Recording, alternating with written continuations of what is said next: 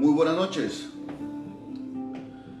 Bienvenidos hermanos y amigos a este tiempo que Dios ha permitido una vez más en esta noche poder compartir.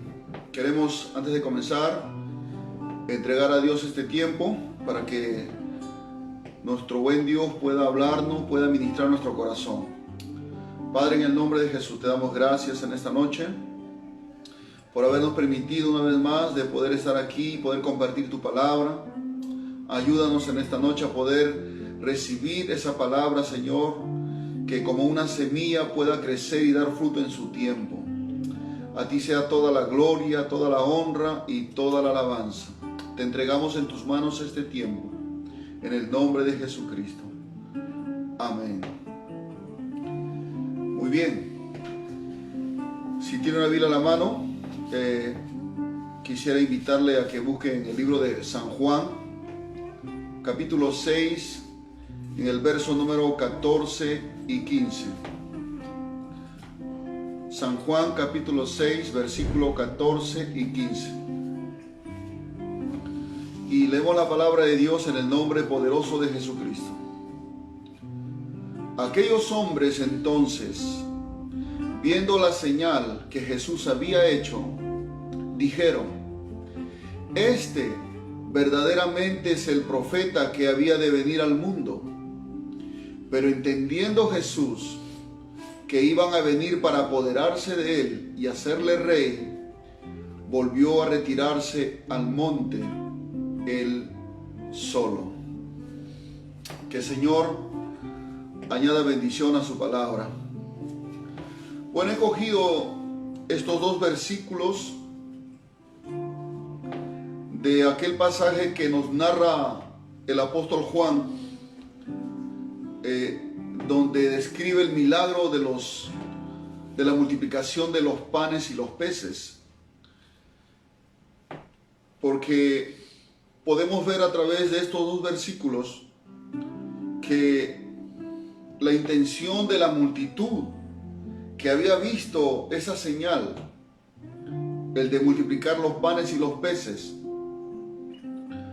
pues hizo que ellos tuvieran una percepción equivocada de quién era Jesús y cuál era el propósito por el cual el Señor hacía esas señales y esos milagros. Lo que sucedió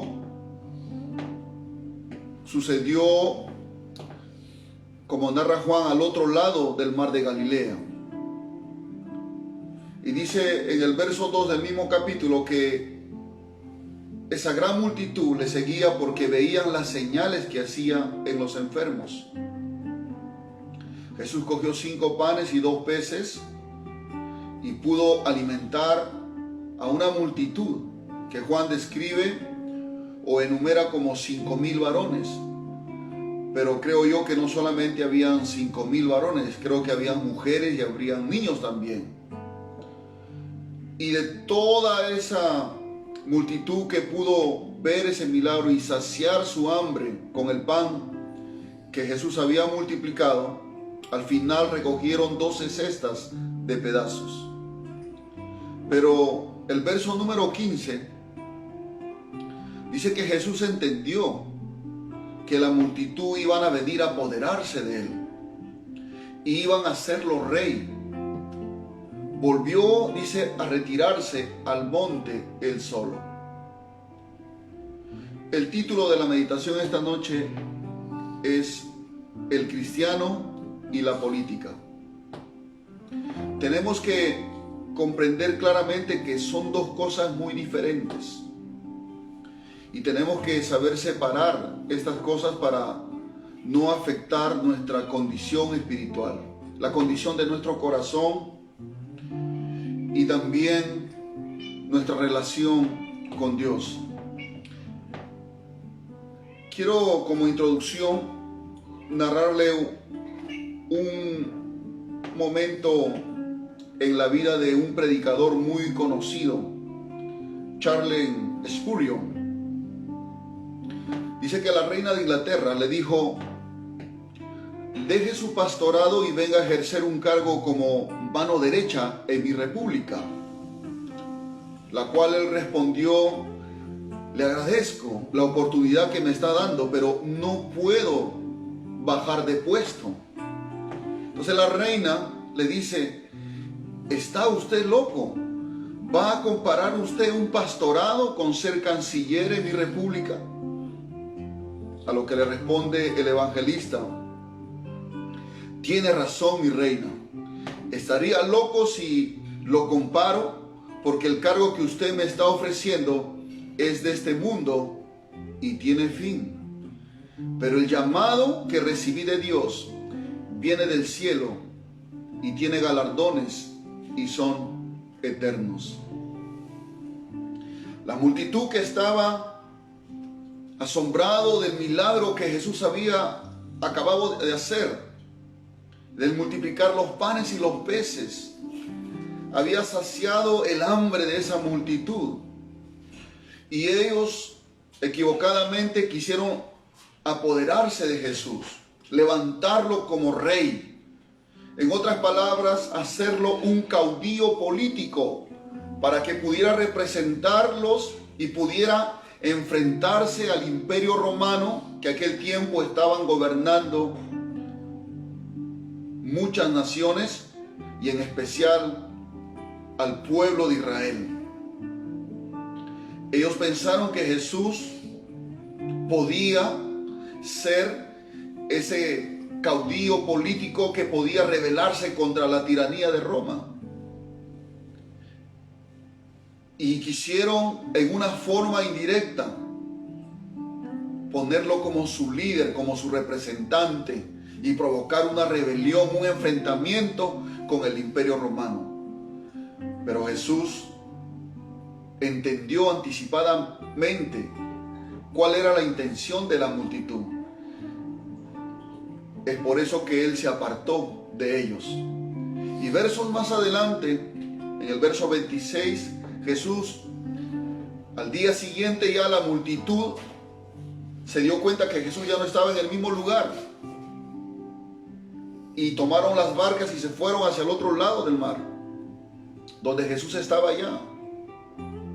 Y cuando la multitud llega, Jesús le dice: ustedes me están buscando no porque han visto las señales, sino porque han comido del pan y se han saciado. En otras palabras, ustedes no han entendido cuál es el propósito por el cual yo estoy haciendo estas señales, estos milagros. No es para que ustedes me levanten como un caudillo político y hagamos una rebelión en contra de Roma, sino es para que ustedes entiendan que yo soy el Cristo, el Hijo del Dios viviente, que ha venido para dar salvación, primeramente al pueblo de Israel y luego a las demás naciones. Pero el pueblo, la multitud, no entendió eso. Pero Jesús se alejó de ellos. Y creo yo que en ese tiempo muchos de nosotros, a veces influenciados por los medios de comunicación, las redes sociales que nos bombardean constantemente con propaganda, con panfletos, con videos, donde vemos la reacción de la multitud, del pueblo peruano que está indignado ante la clase política, al ver tanta corrupción, etcétera, etcétera. Creo yo que muchos de nosotros hemos sido tentados a poder reaccionar con enojo, con ira, con cólera, tal vez hasta con ansias de venganza. Y hasta tal vez hemos murmurado y hemos criticado, tal vez con justa razón. Pero mis amados hermanos, tenemos que entender que hay una diferencia entre el verdadero cristianismo y la política. Tenemos que aprender a separar estas dos cosas. No podemos mezclarlas. Porque si hay algo que origina la política, es la división. El Perú está dividido. Como los congresistas y nuestros políticos están divididos, cada uno defendiendo su propio partido político, sus propias ideologías. Y nosotros no podemos caer en esa trampa, mis amados hermanos. Pero ¿qué cosa es la política? Primeramente, es una ciencia. Es una ciencia que trata del gobierno y la organización de las sociedades humanas, especialmente de los estados. Y también es una actividad de aquellas directrices que siguen los que gobiernan o aspiran a gobernar los asuntos que afectan a la sociedad o a un país. Es por eso que muchas veces escuchamos decir, esta es la política del gobierno, cuando ellos tienen alguna, alguna idea, algún plan, algún proyecto, entonces le llaman es la política del gobierno. Entonces, en esos dos conceptos podemos de repente definir la política como el más amplio de la palabra, como la actividad a través de la cual las personas crean, preservan y modifican las leyes generales en las que basan sus sociedades. Y estos objetivos a los que apunta la política desde el poder son la libertad, la justicia social, el desarrollo económico, la cultura de la nación, la seguridad pública, la salud, la integración, etc. Su meta superior, mis amados hermanos, de la política es satisfacer solamente, presta atención, las necesidades netamente naturales del ser humano y no las necesidades espirituales. Es por eso que la política jamás va a estar de acuerdo con la fe, con el cristianismo. Y eso lo vamos a ver más adelante. No es mi intención involucrarnos o tratar de que usted se involucre en la política, porque vamos a ver esta noche qué dice las Escrituras respecto a este tema. Entonces, la segunda pregunta que quiero responder es: ¿puede un cristiano participar en la política o en el gobierno de un país ejerciendo algún cargo? Vamos a ver qué dice la Escritura. Primeramente, todos participamos de la política, pero de una manera indirecta. Todos estamos involucrados en la política cuando participamos, por ejemplo, en las elecciones generales, ejerciendo nuestro derecho y deber a votar, porque así está establecido en nuestra Constitución.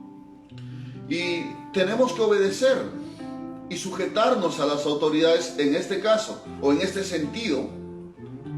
El apóstol Pablo en la carta a los Romanos, en el capítulo 13, uno que es muy conocido, dice: sométase toda persona a las autoridades superiores, porque no hay autoridad sino de parte de Dios, y las que hay por Dios han sido establecidas. Y en el verso 5 del mismo capítulo dice: por lo cual es necesario estarle sujeto, no solamente por razón del castigo, sino también por causa de la conciencia. Entonces todos estamos sujetos a las autoridades, y es por eso que cuando se llama a unas elecciones para escoger o elegir nuestras autoridades, participamos de una manera indirecta.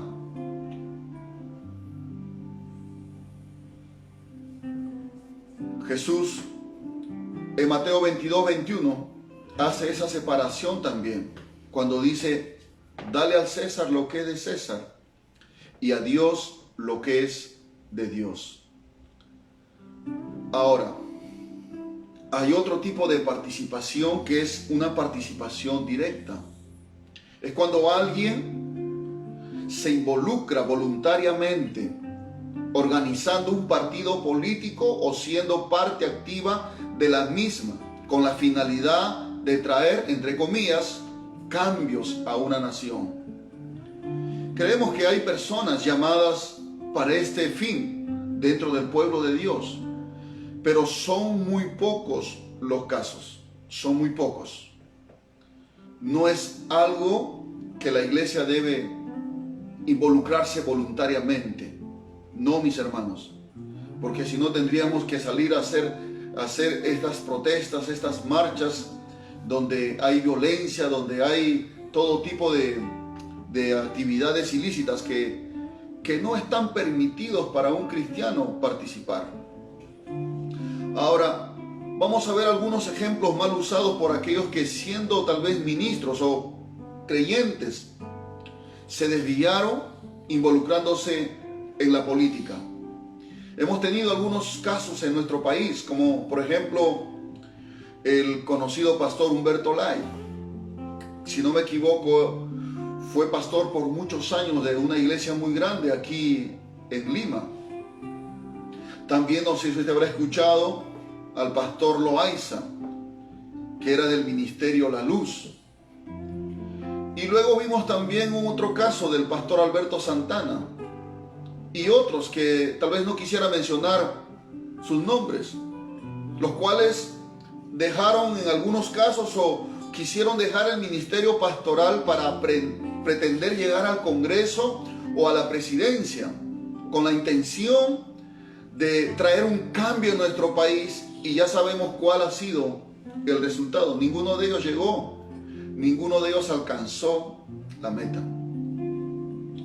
Y estas personas, sean ministros o sean creyentes, para justificar su participación en la política, usan algunos pasajes bíblicos fuera de su contexto para poder justificar su participación en la política nacional.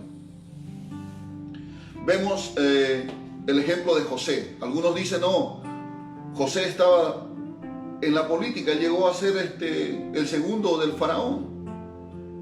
También vemos el caso de Daniel. Algunos dicen, no, Daniel también estuvo en la corte, en el palacio del rey Nabucodonosor, ¿verdad?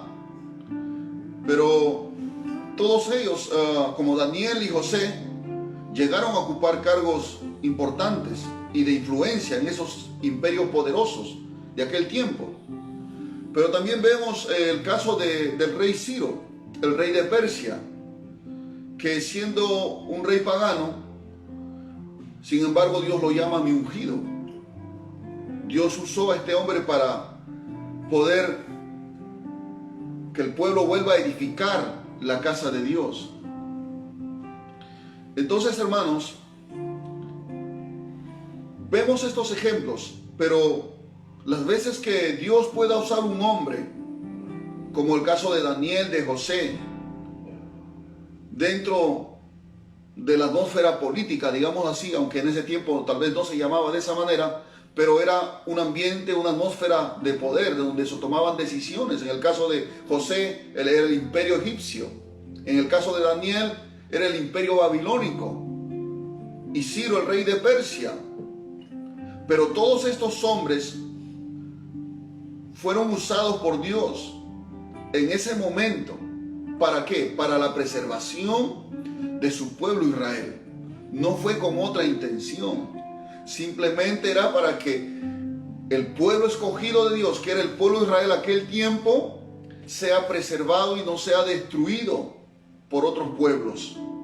Ellos no participaron en unas elecciones, ni se ofrecieron voluntariamente, no se involucraron voluntariamente en ese sistema de gobierno, porque esa no es la forma en que nuestra sociedad en realidad pueda ser transformada, sino que fue Dios quien hizo posible, con el propósito de preservar a su pueblo Israel. En el caso de José, sabemos que vino una hambruna en toda la tierra y Egipto pudo almacenar granos de trigo para que cuando viniera el tiempo de hambruna ellos pudieran usar lo que habían ahorrado, lo que habían juntado en 7 años de abundancia. Pero Dios estaba mirando no solamente a Egipto, sino a su pueblo Israel, a Jacob, que estaba al otro lado y que luego vino a vivir dentro de Egipto, y que ellos pudieran vivir y comer ahí en ese tiempo de hambruna. Y de esa manera el pueblo Israel fue preservado, porque a través de Israel iba a venir el Mesías, el Cristo. En el tiempo de Daniel, Daniel estaba trabajando en el palacio del rey.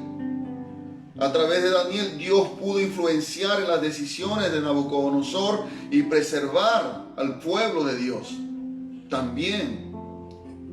Y luego al rey Ciro, que cuando ya se había cumplido el tiempo de la cautividad, los 70 años que Dios había permitido por causa del pecado de su pueblo, Ahora era el tiempo de volver a Jerusalén, reedificar la casa de Dios. Y aunque Ciro no era del pueblo de Dios, sin embargo Dios lo usó. Pero son casos excepcionales en que Dios puede usar un hombre a través del poder humano o de un gobierno humano, pero con el propósito de preservar a su pueblo, o con el propósito de que se cumpla su palabra, como fue en el caso del rey Ciro, rey de Persia. Porque dice en la escritura claramente que cuando comenzó el gobierno de Ciro, dice en 2 Crónicas 36:22, dice: mas al primer año de Ciro, rey de los persas, para que se cumpliese la palabra de Jehová por boca de Jeremías. Jehová despertó el espíritu de Ciro, rey de los persas, el cual hizo pregonar la palabra y también por escrito, diciendo que vayan todos los que son israelitas y que vayan y que edifiquen la casa de Dios allá en Jerusalén. Era para que se cumpliese la palabra. Gloria al nombre del Señor. Ahora, mis amados hermanos, nosotros como cristianos no estamos llamados a involucrarnos en asuntos de política, hablando en un sentido directo, el de formar un partido, el de ser parte de un partido político. No, hermanos. A menos que Dios pueda llamar a alguien, pero ese alguien tiene que estar seguro. Yo discrepo con aquellos ministros que se involucran en la política. Y vamos a ver las razones más adelante. Ahora, ¿por qué un cristiano no debe involucrarse directamente en asuntos de la política? Primeramente, hermano, tenemos que entender que nosotros pertenecemos ahora a un gobierno que está por encima de cualquier gobierno humano. Es el gobierno de Dios. La Biblia lo llama el reino de Dios. Jesús mismo, cuando fue llevado delante de Pilatos, Pilatos comenzó a interrogar al Señor. Eso está en Juan capítulo 18. Y Jesús le responde y le dice: mi reino no es de este mundo. Si mi reino fuera de este mundo, mis servidores pelearían para que yo no fuera entregado a los judíos, pero mi reino no es de aquí. ¿De qué reino estaba hablando el Señor? El reino de Dios. Su reino es el reino de Dios, el reino sempiterno, el reino incorruptible, inmarcesible, un reino que trasciende el tiempo, trasciende cualquier poder humano. Es el reino de Dios. Y usted y yo, dice la Escritura, que hemos sido libertados del poder del reino de las tinieblas y hemos sido trasladados al reino de Dios, al reino de Jesucristo. Ahora nosotros vivimos en el reino de Dios, vivimos bajo los principios divinos de ese reino. Gloria al Señor, que son más altos que cualquier principio de los reinos o de los gobiernos de este mundo. Entonces no podemos mezclar lo uno y lo otro. Además, Pablo describe que el reino de Dios no es comida y bebida. Romanos 14:17 dice: porque el reino de Dios no es comida ni bebida, sino justicia, paz y gozo. Pero dice, en el Espíritu Santo. ¿Ve la diferencia? No dice en un partido político, sino que es por la presencia del Espíritu Santo que podemos nosotros ahora vivir en justicia, hacer lo recto. Podemos vivir en paz sin andar peleando y discutiendo en contiendas de ideologías, de ambiciones personales. Y también gozo, que es la alegría que produce la presencia de Dios en nuestro corazón, de ser parte del reino de Dios. Gloria al nombre del Señor. Entonces, hermanos, la primera razón por la cual un cristiano no debe involucrarse directamente en asuntos de la política es porque nosotros estamos dentro del reino de Dios, dentro del gobierno de Dios. Jesús es nuestro Señor. No se olvide que Él es el Rey de los reyes y Él es el Señor de los señores. Y Él es el que gobierna nuestra vida. Él es nuestro proveedor. Él es quien sustenta nuestra vida, nuestra familia. Él es el que nos da el aliento de vida. Él es el que nos da la oportunidad de abrir nuestros ojos cada mañana. Él es el que va transformando nuestro ser. Gloria al nombre del Señor. Mis amados hermanos, no debemos involucrarnos directamente en la política, si no vamos a terminar como está ahorita nuestro país, en una convulsión social, en una contienda, en un pleito, en diferencias. La segunda razón es porque participar en la política directamente con la intención de traer una transformación a nuestra nación es desestimar el poder del Evangelio. Muchos líderes cristianos, muchos creyentes se involucran en la política. Y vuelvo a decir que toman estos ejemplos que hemos nombrado para justificar esa actitud. Pero muchos de ellos participan o se han involucrado en la política con la intención de que a través de llegar al gobierno poder, hermanos, traer un cambio a nuestra nación. La intención está muy bien, claro que sí, pero el medio por el cual una nación, una familia, una persona puede ser transformada no es la política, sino el Evangelio de nuestro Señor Jesucristo. Por eso Pablo dice en Romanos 1:16, porque no me avergüenzo del Evangelio, porque es poder de Dios para salvación a todo aquel que cree, al judío primeramente y también al griego, así todas las naciones. El Evangelio es el poder de Dios, es el único poder, hermano, que puede transformar a una persona, que puede transformar a una familia, a una sociedad, a una nación. Es el Evangelio, es el poder de Dios para salvación, porque este mundo necesita salvación, nuestro país necesita salvación, nuestros gobernantes, hermanos, necesitan salvación. La nación entera necesita la salvación. ¿De qué? Ser salvos de la corrupción. Todo el mundo se queja por la corrupción, que fuera los corruptos. Podemos sacar a todos los gobernantes cada año, cada cierto tiempo, arrancarlos con marchas y protestas, pero la corrupción, hermano, está en el corazón de las personas, y lo único que puede libertar de la corrupción a la creación es el poder del Evangelio de Jesucristo. Y quien se involucre en la política con la intención de querer cambiar, hermano, el país, se está engañando y está desestimando el poder del Evangelio.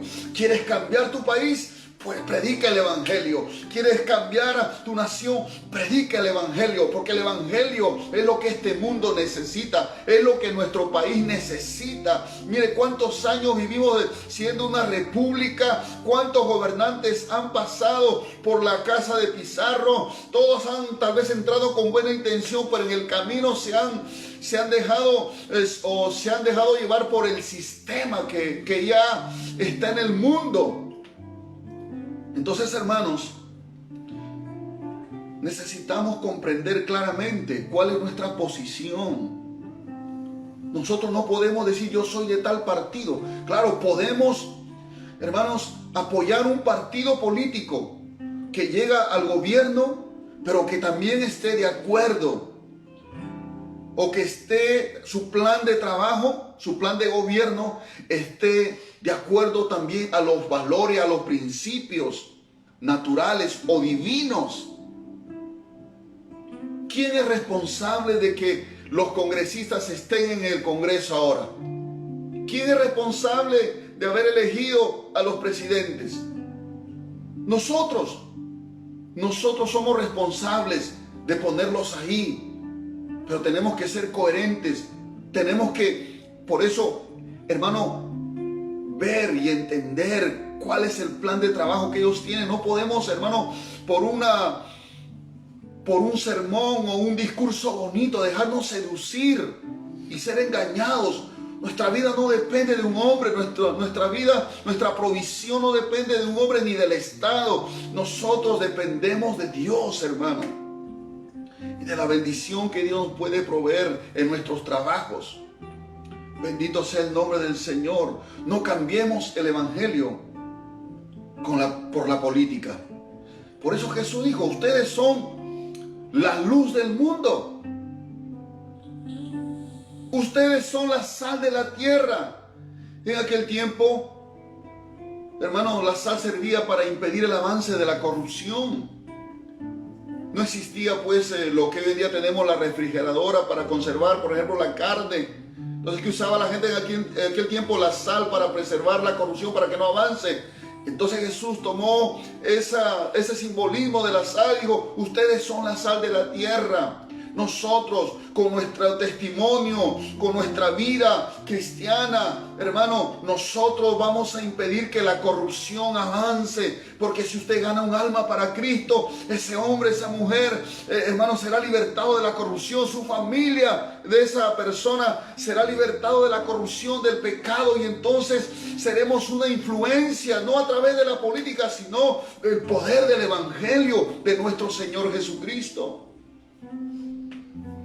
La tercera razón es porque, hermano, nosotros tenemos que entender que nuestra lucha no es contra sangre y carne, dice en Efesios 6:12, porque no tenemos lucha contra sangre y carne, hablando, nuestra lucha no es con las personas, no es con los políticos, sino, dice, con principados, contra potestades, contra los gobernadores de las tinieblas de este siglo, contra huestes espirituales de maldad en las regiones celestes. Mire, la política ha llevado a nuestro país a un enfrentamiento. Y han habido 2 jóvenes que han muerto porque han ido con ese ideal de defender a su país de la corrupción o de los políticos que son corruptos. Y la policía pues ha tenido que actuar y de repente a alguno de ellos se le ha escapado de las manos y han ocasionado la muerte de estos jóvenes, porque eso es lo que produce la política. El corazón de los hombres que están corrompidos llevan a ese tipo de actitudes de las autoridades, y entonces hay un enfrentamiento, hay una lucha, hay un conflicto social. Pero la iglesia, que entiende cuál es su posición en este mundo, como mismo Jesús le dijo a Pilatos, mi reino no es de este mundo, porque si mi reino fuera de este mundo, mis servidores pelearían por mí. La lucha no es contra las personas, sino contra esos seres espirituales de maldad que habitan en el mundo celestial, en las regiones celestes, y que influyen muchas veces en los gobernantes. Por eso Pablo le dice a Timoteo que les exhorto que ante todo que se hagan rogativas y oraciones por todos los que están en eminencia, por todos los que están en autoridad. Oren, rueguen, oren, intercedan por ellos para que podamos vivir quieta y sosegadamente. Tal vez hemos llegado a este punto porque la iglesia en el Perú no estamos orando por nuestras autoridades. Y si hemos estado orando, de repente no lo hemos hecho de la manera que el Señor manda en su palabra. Nuestra lucha no es contra otro peruano. La iglesia tiene que entender que la lucha que tenemos es una lucha espiritual. Gloria al Señor. Es una lucha espiritual y tenemos que luchar orando, ayunando, siendo sal de la tierra, siendo luz en este mundo. Gloria al nombre del Señor. Haciendo lo recto, andando en honestidad, hablando la verdad, siendo honrados. De esa manera se lucha también espiritualmente. Gloria al nombre del Señor. Porque los pleitos, los celos, la ira, las contiendas son obras de la carne, mis amados hermanos. Y muchos creyentes hemos sido tentados y tal vez hemos cedido a eso, a los deseos de nuestra carne. Hemos entrado en contienda y hemos contristado al Espíritu de Dios en nuestro corazón. Tengamos mucho cuidado, mis amados hermanos, porque el Espíritu de Dios mora en nuestro corazón. y andar en contiendas, en disensiones, en iras, en celos, es andar en la carne. Y los que practican tales cosas, dice Pablo en la carta a los Gálatas en el capítulo 5, que los que practican tales cosas no heredarán el reino de Dios. Nosotros no podemos estar participando de ese tipo de marchas. Lo que tenemos que hacer es estar orando. A eso nos llama el Señor. Tenemos que predicar el Evangelio. Eso es lo que verdaderamente va a traer un cambio para nuestra nación. El Evangelio, que es el poder de Dios. Otra razón es porque tenemos que entender y aceptar la soberanía de Dios. Dios es un Dios soberano, hermano. Dios está al control de todo lo que está sucediendo en nuestro país. Esto no está ajeno a los ojos de Dios. Algún propósito Dios debe tener al permitir estas cosas que están pasando. Como dice en Daniel capítulo 2:20, cuando habló Nabucodonosor, dijo, y Daniel habló y dijo, sea bendito el nombre de Dios. Esto fue en el tiempo de Nabucodonosor, cuando fue humillado, porque él se creía que por su fuerza, por su sabiduría, él había hecho de Babilonia un imperio grande y maravilloso. Y Dios lo humilló, lo quebrantó. Y entonces Daniel habló y dijo, sea bendito el nombre de Dios de siglo en siglos, porque suyos son el poder y la sabiduría. Él muda los tiempos y las edades, quita reyes y pone reyes. Da la sabiduría a los sabios y la ciencia a los entendidos. Él quita reyes, hablando de gobernantes, y pone reyes. Gloria a Dios. Eso se llama la soberanía de Dios. Dios puede poner a un hombre como autoridad, lo puede también quitar. Gloria al nombre del Señor. Claro, usted dirá, pero ¿cómo eso? Justamente a través de estas circunstancias, a través de estas situaciones, Dios puede permitir en su soberanía que sucedan, hermanos, como lo hizo en el tiempo de Daniel o Belsasar, cuando profanó los utensilios del Señor. Dios lo juzgó, envió un castigo, un juicio. Dios permitió que le quitaran el reino y otro imperio tomase su lugar. Bendito sea el nombre del Señor. Es necesario que nosotros podamos comprender que por encima de cualquier gobernante, cualquier político, Dios reina, Dios tiene el poder, Dios tiene el control de todo lo que esté pasando. Pero a los que amamos a Dios, dice el apóstol Pablo, sabemos que a los que amamos a Dios, todas las cosas les ayudan para bien. Y esa debe ser nuestra seguridad, de que Dios tiene el control de todo lo que está pasando. Gloria al Señor. Ahora, ¿por qué? Otra razón por la cual un cristiano no puede participar directamente en la política. Porque el sistema político, humano por supuesto, es anti Dios. Siempre, preste atención, siempre el sistema político que ha existido en el mundo, siempre han sido enemigos de Dios. Han perseguido a los cristianos. Han perseguido a la iglesia de Cristo. Eso lo podemos ver en la misma vida de nuestro Señor Jesucristo, donde el poder religioso, la falsa religión, ¿no?, que profesa creer en Dios y servir a Dios, de la mano con el poder político de Roma, mataron al Señor Jesucristo en la cruz. Gloria al nombre del Señor.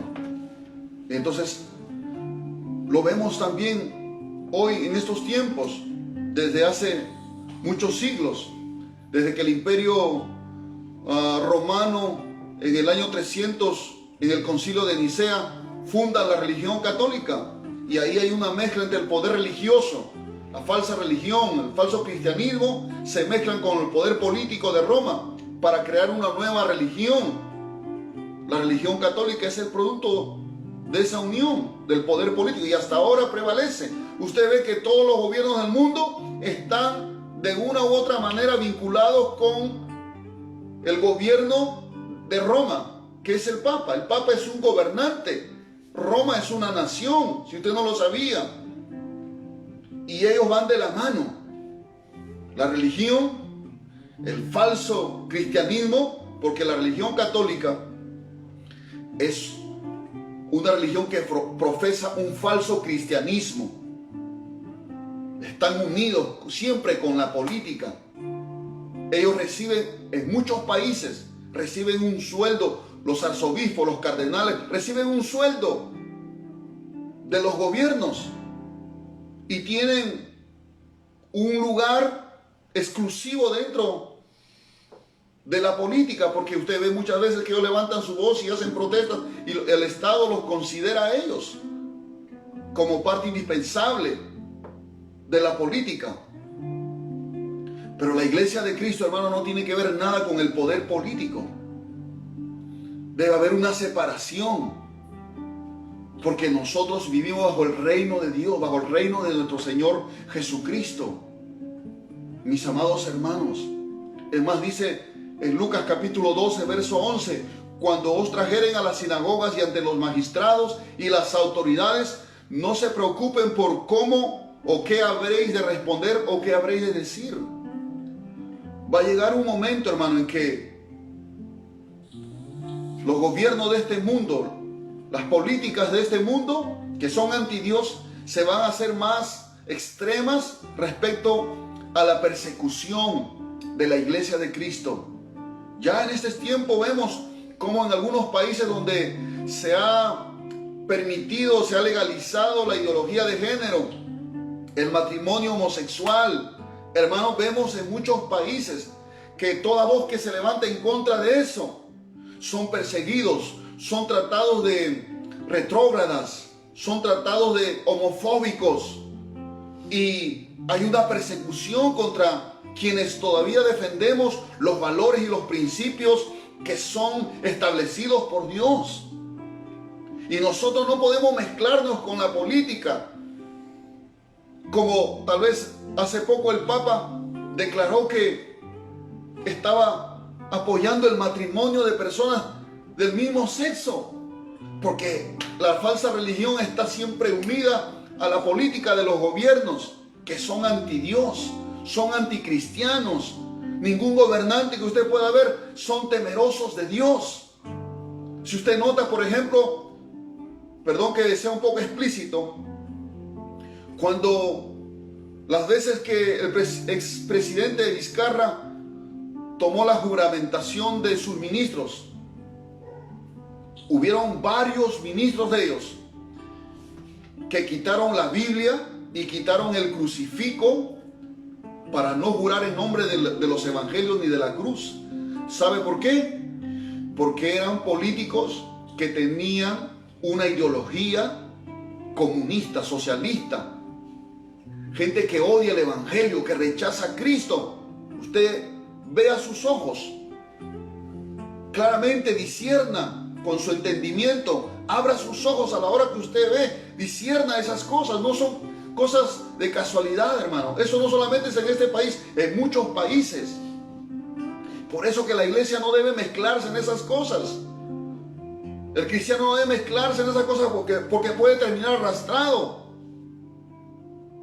Y debemos tener mucho cuidado en estos tiempos, hermano, que se avecina, y cada vez que la venida del Señor está más cerca, pues va a desatarse una persecución en contra de la iglesia de Cristo, en contra de los verdaderos cristianos.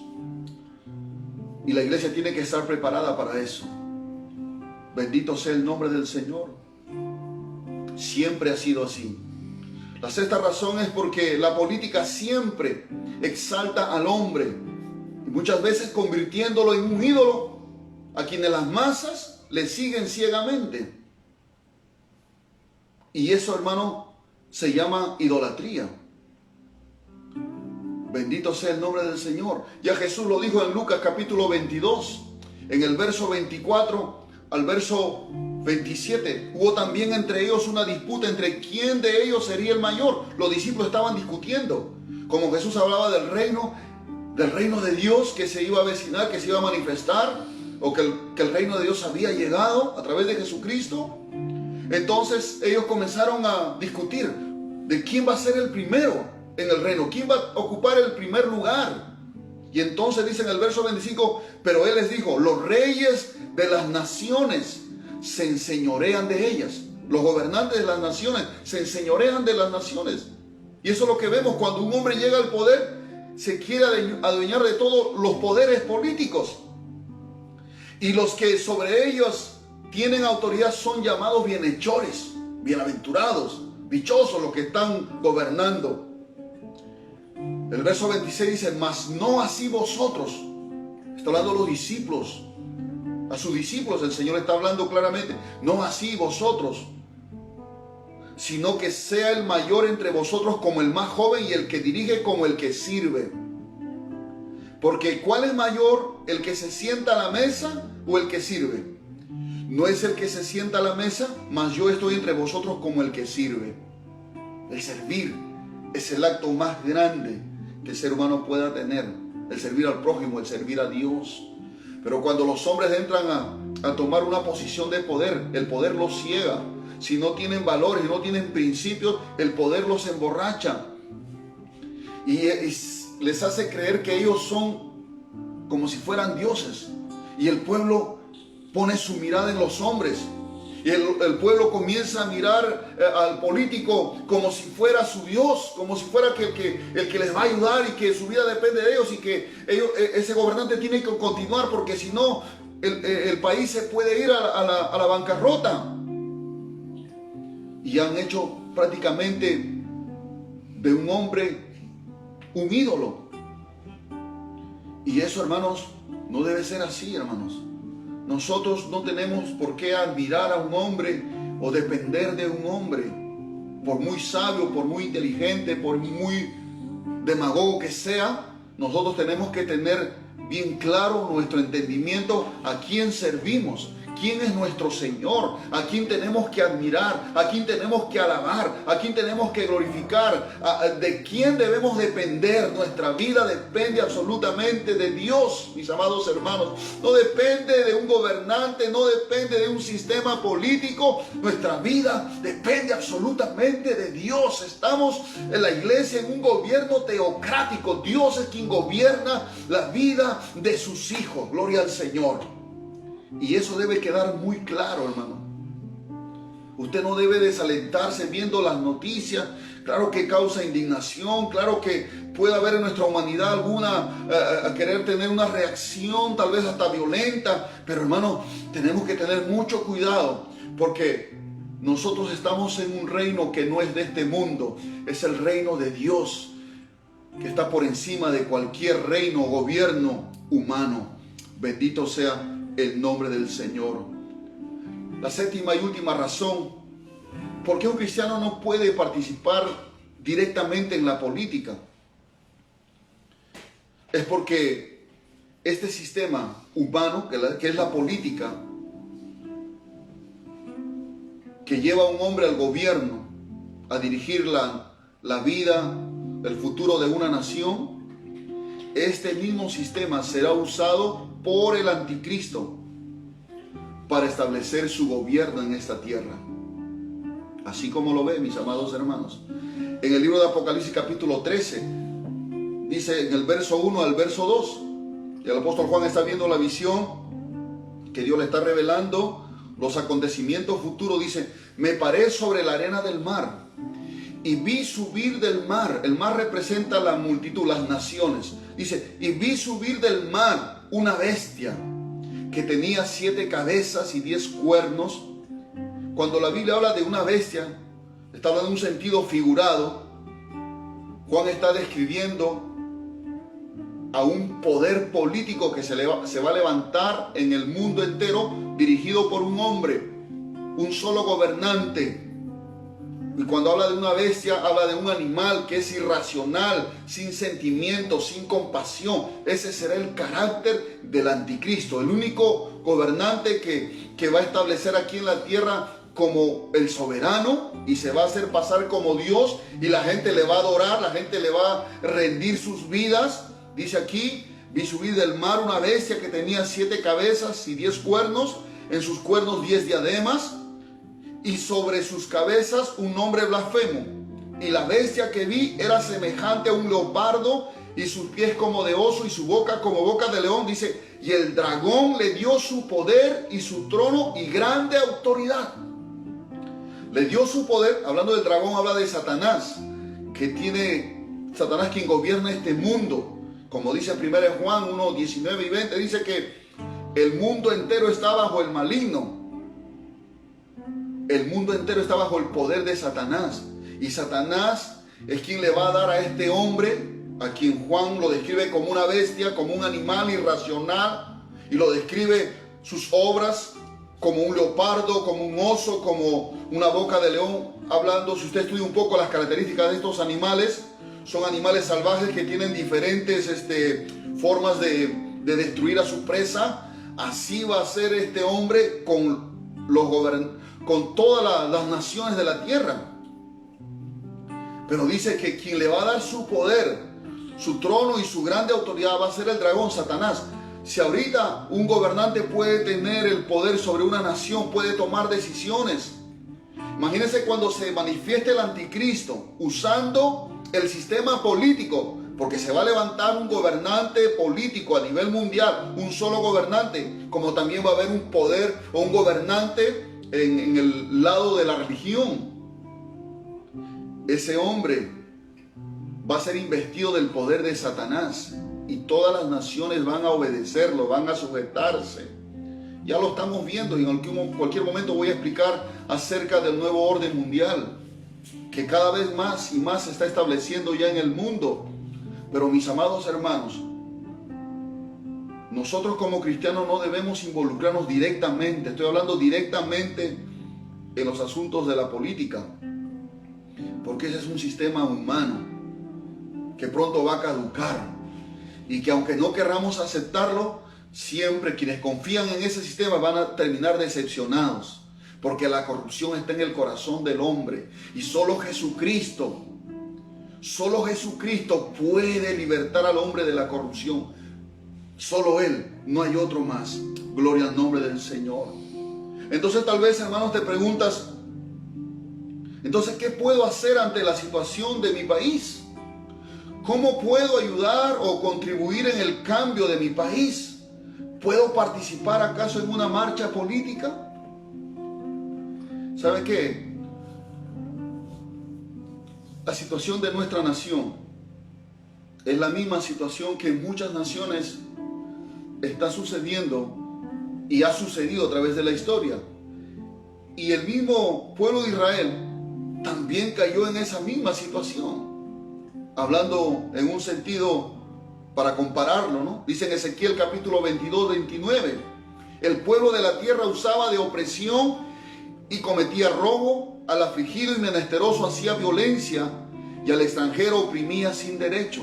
Y habla otras cosas más en versículos anteriores a este pasaje que hemos leído. Es decir, que la condición moral, espiritual del pueblo había decaído tanto. Y dice en el verso 30, mira lo que dice el Señor a través del profeta Ezequiel: y busqué entre ellos un hombre. No dice un hombre para que a través de la política llegue al poder y cambie. No, dice un hombre que hiciese vallado y que se pusiese en la brecha delante de mí a favor de la tierra para que yo no la destruyese, y no lo hallé. ¿De qué manera podemos ayudar a nuestro país? Aquí está. Dios está buscando un hombre, una mujer que haga vallado. ¿Qué es hacer vallado? Hacer un muro de protección para que no avance el mal, para que no avance la corrupción. ¿Y cómo hacemos eso, hermano? A través de la oración. Busqué un hombre que hiciese vallado y que se pusiese en la brecha. ¿Qué es una brecha? Es un hueco que el enemigo hacía en los tiempos que las ciudades estaban rodeadas y protegidas por muros. El enemigo, para poder penetrar, hacían orificios o huecos o brechas que le llaman, y a través de esa brecha entraba y salía. Pero Dios dice en un sentido figurado: estoy buscando un hombre que haga vallado y que se ponga en la brecha delante de mí a favor de la tierra. Alguien que venga delante de mí a interceder por su nación. Eso es lo que Pablo mismo le dijo a Timoteo, que antes que se haga cualquier cosa, hagan oraciones, rogativas y súplicas por todos los hombres y por todos los que están en eminencia. Pónganse en la brecha y levanten un vallado de protección. A través de la oración podemos elevar, hermano, una protección para nuestra nación, para que, hermano, Dios traiga un despertar, Dios traiga la justicia a nuestra nación. Algunos cristianos, es triste ver que algunos cristianos, hermanos, han participado de las marchas. Mire lo que dice en Éxodo capítulo 23, verso 2. Aunque no habla en ese tiempo, pues en el contexto no habla del pueblo que participa en una marcha, pero el principio que vamos a aprender aquí es claramente aplicable a lo que estamos viviendo. Dice: no seguirás a los muchos para hacer mal, ni responderás en litigio inclinándote a los más para hacer agravios. Ahí está, no seguirás a los muchos para hacer mal, ni responderás en litigio inclinándote a los más para hacer agravios. Bendito sea el nombre del Señor. Entonces, mis amados hermanos, debemos tener mucho cuidado, cuidar nuestro corazón, cuidar el no contristar al Espíritu Santo. Quítese de vosotros toda amargura, todo enojo, toda contienda, toda maledicencia. No contristen al Espíritu Santo. Alabado sea el nombre del Señor. Porque si empezamos a hablar de política, vamos a poder entrar en contiendas, en pleitos. Y esas cosas no son para nosotros, mis amados hermanos. Los discípulos, cuando Jesús resucitó, Jesús les habló del reino de Dios, dice la Escritura en Hechos capítulo 1.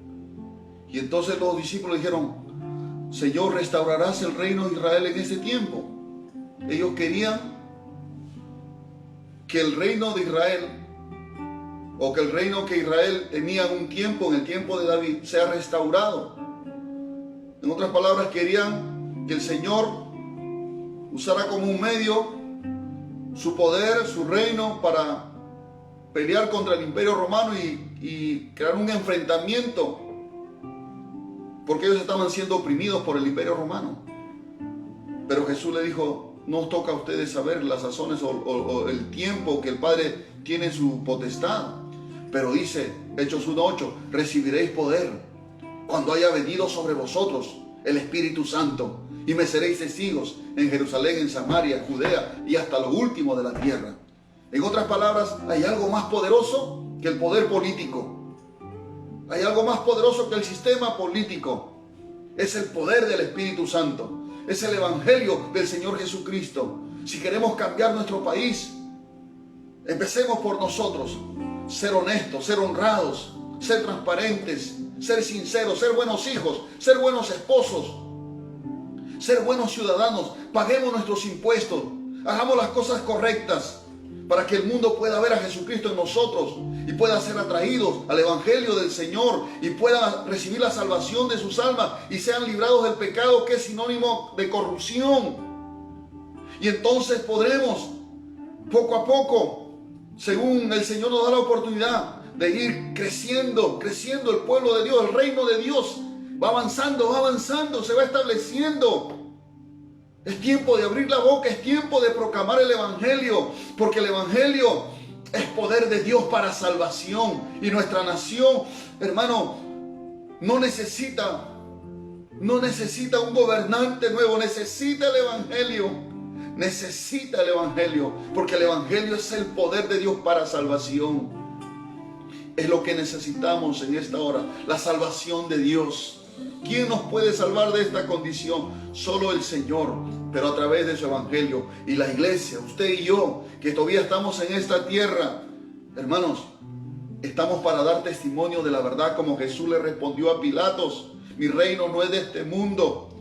Yo estoy aquí para dar testimonio de la verdad. Gloria al nombre del Señor. Mis amados hermanos, levántate, anímate. Gloria al Señor. Oremos por nuestro país. Nuestra ciudadanía está en los cielos. no está aquí en la tierra. Aquí en la tierra, hermanos, solamente estamos como peregrinos. Nuestro Señor Jesucristo viene pronto. Preparémonos. No nos contaminemos con discusiones, con contiendas, con pleitos, como el mundo lo hace. En el sistema político es así. Nosotros tenemos, hermanos, tenemos al Rey de los Reyes de nuestro lado y estamos dentro de su reino.